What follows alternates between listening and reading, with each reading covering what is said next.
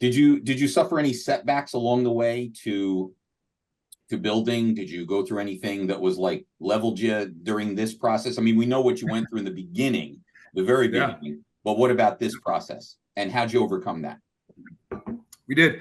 So this is we were in Houston at the time. It was our biggest market. I think we had, this is early in the 2000s, probably had 10 locations, and we were co-located. The way we built our practice early on was we would co-locate within family practice offices and work with them. One of the carriers at the time, a large carrier, insurance carrier, for whatever reason, didn't like us. We'd rubbed the wrong person the wrong way. We irritated somebody at a decision-making level. And they sent a letter to every practice that we were in and said, if you don't kick a Rossi out, we're going to kick you out of network and you're going to lose all the benefit of being with us. And so every one of those PCPs is like, hey, sorry guys, we love you, but we love getting paid more. So you're out.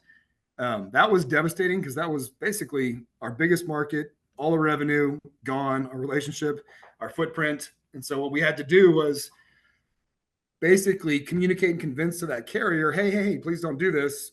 Let's meet with you at a high level with your president, your CEO, et cetera, which is hard to do with a carrier because, they don't, unless you're a massive entity, they don't really care. We were able to work our way up through the relationship. And now that carrier became one of our biggest advocates because once we were able to educate them and show them, hey, we actually save you money. And the more people you send to us, the better off it is. Because all they looked at was the cost per visit. They didn't look at the cost per cost per injury. They looked at cost per visit.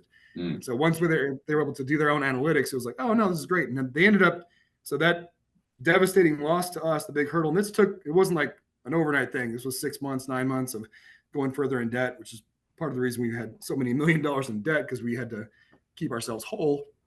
That turned into one of our biggest business development opportunities because then that carrier went to lots of large employers and was like, hey, put these guys in, incentivize your employee base to go see them. It's going to save you a lot of money. So they basically sold Arasti for us after trying to destroy us. That's amazing. That's really good. So you turned it all around and it actually worked for your benefit. Yeah, exactly. And it was that educational process where you did show them this is more cost effective. It did. It's not easy. It's hard to do, especially in the carrier world. It's very incestuous because different executives jump ship to each carrier for the better opportunity. There's no loyalty in a lot of healthcare.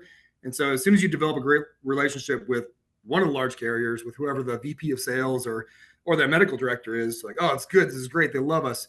Then they jump ship to another big one. Someone backfills them and that person doesn't know who you are. They're like, who's this Arasti group? No, kick them out. Give them the regular rates. We don't want to pay them that much. And the process kind of starts over every single time. So it's an ongoing process to make sure you have the data that shows what you do works.